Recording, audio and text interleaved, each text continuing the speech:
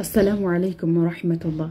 أبليان كيا كتا لما فا واي ورا في أبا منا يرو ولدان وانت جاري قوتشو هنك أمني إلا لا تريش نفا رجيني راش نفا ماني ilmo jara biratti wallaluu hin qabanii jennee turre akkasumas illee nama biraa nama bakkeedhaa dhufe yookaan immoo nama biraa biratti illee wal ildiimuun ija tuffiitii wal ilaaluun wal cicannaatti wal ilaaluunis illee barbaachisaa miti jechuudha. Ja'affaan maatiitti wal himachuu.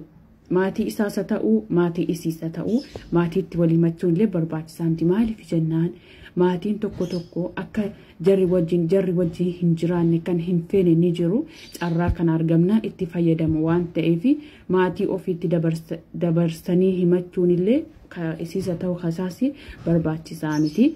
Rakkina walii walumaan hiikuu qabani yoo wallalanis walumaan hiikuu qabani malee nama sadaffaa gidduu galchuun barbaachisaa miti jechuudha.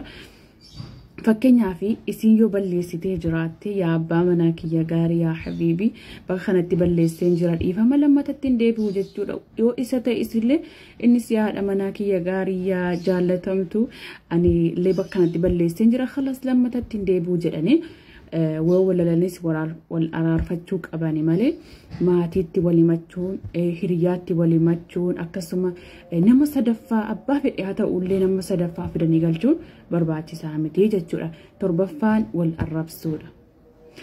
Yeroo walalan sana wal arrabsuun illee barbaachisaa miti. Arrabni tokko kan rukuttaa caalaa nama cabsu ni jira.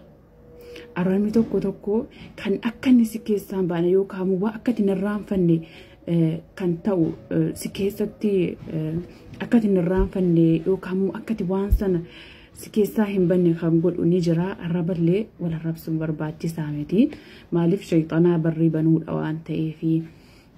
Saddeettaffaan manaa hin ba'in. Abbaa manaa keetiitiin gaafa wal lolte manaa hin ba'in yookaan maatii kee biras hin naqini hiriyaa kee biras hin naqini abbaa fedhe haa ta'u mana kan keetii baatee hin deemini jechuudha. Maaliif sun kabajaa miti waan ta'eef.